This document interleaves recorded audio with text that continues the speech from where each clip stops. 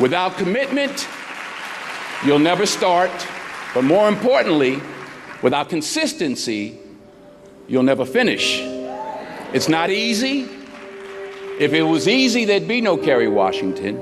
If it was easy, there'd be no Taraji Henson, P. Henson. If it were easy, there'd be no Octavia Spencer. But not only that, if it were easy, there'd be no Viola Davis. If it were easy, there'd be no Michael T. Williamson, no Stephen McKinley Henderson, no Russell Hornsby. If it were easy, there'd be no Denzel Washington. So, keep working, keep striving, never give up, fall down 7 times, get up 8. Ease is a greater threat to progress than hardship. Ease is a greater threat to progress than hardship. So, keep moving, keep growing, keep learning. See you at work. We tend to base our self-esteem on what other people think.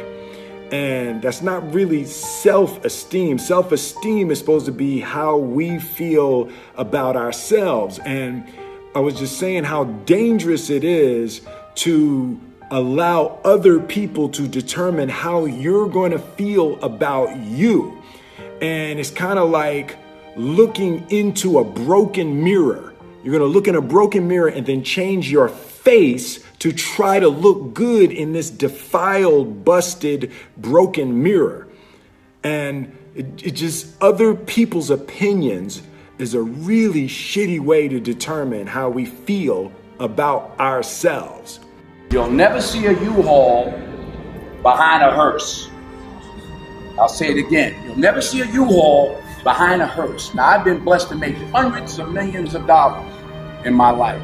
I can't take it with me, and neither can you. So it's not how much you have, it's what you do with what you have. And we all have different gifts. Some money, some love, some patience, some the ability to touch people, but we all have it. Use it, share it. That's what counts. Not what you're driving, not what you're flying in, not what kind of house you bought your mama.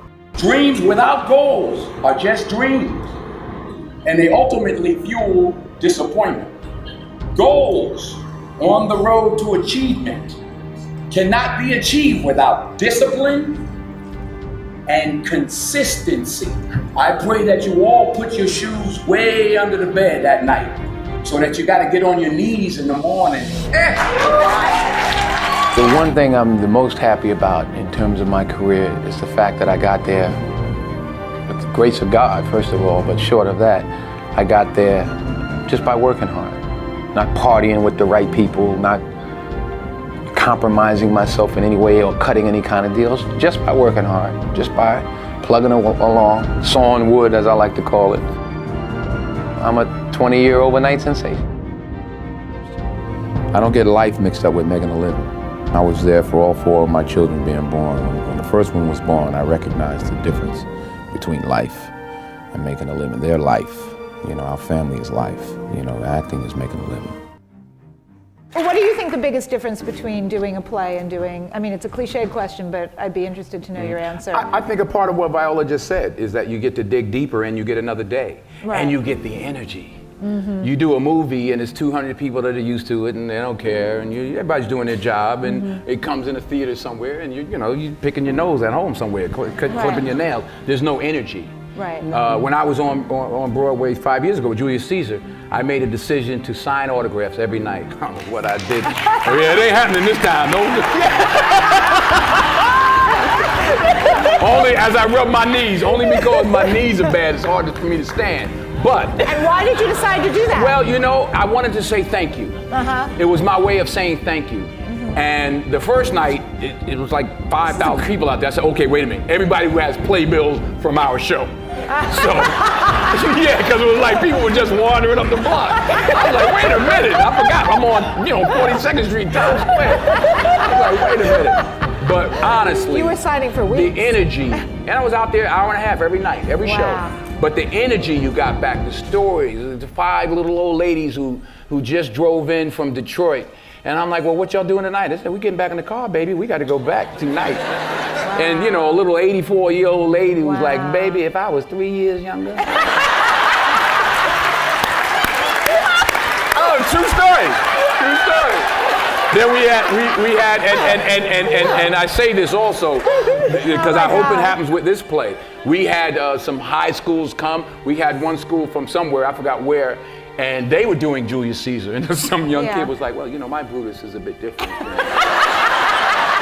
He's more the classic stoic. But it was great to engage and exchange with these young people. There was an energy. I got more from it than I gave to the people that I signed for. That's, you know, you don't get that. You know, the odd thing about success in film is the budgets get bigger, you make more money, but they become more formulaic. So you don't get the opportunity. So God willing, if I stay around long enough, this is what I'm gonna be doing. You know, you're always affected by opinion, but the more opinions there are of you, of me, the less I look at them, because I just can't live my life based upon what other people think about me. So I can't concern myself too much with what other people think. You know, it's just not healthy. I don't think I could continue to do what I do if I was constantly worrying about what somebody thought about it.